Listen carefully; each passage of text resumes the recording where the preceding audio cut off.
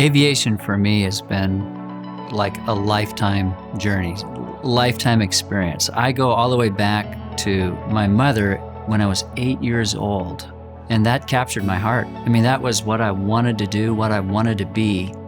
In the 1980s, I was deeply involved with, a military flying experience, training in particular to become the very, very, kind of Top Gun pilot. And the initiative that kind of propels me today with electric aviation is the ability to bridge from the past to the future. FAA certification is the gateway of quality, the gateway of safety. For the first time ever, we now have a process with them for electric propulsion on airplanes. We start the innovation around a 2-seat airplane, the E-Flyer 2. Advanced composites, advanced aerodynamics, high technology, very latest in avionics. Electric motors and batteries and the trajectory of their evolution from 10 and 20 years ago to present day makes possible for the first time a very, very disruptive, lower operating cost, no CO2, and very low noise. That's the piece that changes everything. We are an all-composite airplane, very low parts count, but yet it's a robust system.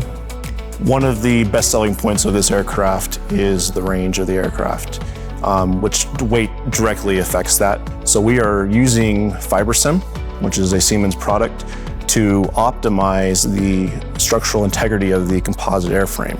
NX provides the outer shape of the plane, then FiberSim builds the layers of composites up from the outside in. Every plane starts with a conceptual design where you have an idea of what your plane should look like, what its performance characteristics need to be, and based on that, you start designing the systems inside the aircraft. We're designing the E-Flyer 2 with change in mind. We're using a top-down design process enabled by Wave, which is a capability in NX. Enables us to simply update the models to the changes around them. What helps Bye Aerospace be agile in our design process is the wave linking, is the ability to create a top-down structure where you can take something as simple as a shape and break it down into pieces and pass it down to the people that are responsible for designing those pieces. The CAD file is the center of everything we do. We consume the CAD file. It directly feeds into that file. The integration between NX and the model, the drawing, the sim is very, very robust and strong.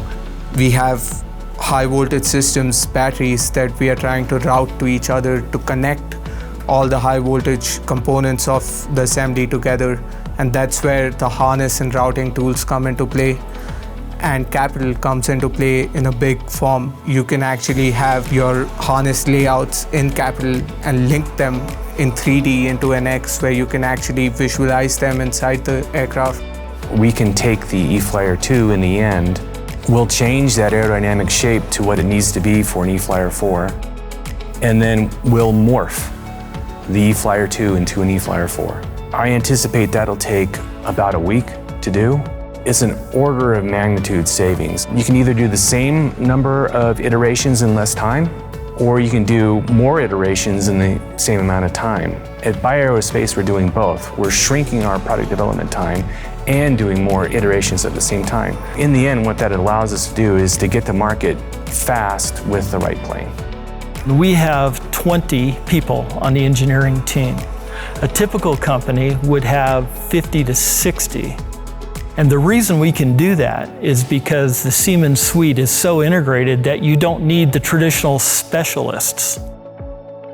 As a systems engineer, I feel that the biggest advantage of the Siemens software is how it makes design more collaborative. The NX CAD software in particular that we're using right now is a technology enabler. It keeps Bye Aerospace in front. The ability to capture all of the aspects of an airplane design is greatly enabled in the capturing of the E-Flyer 2. The transition to what comes next is particularly a capability that the Siemens software can do for us.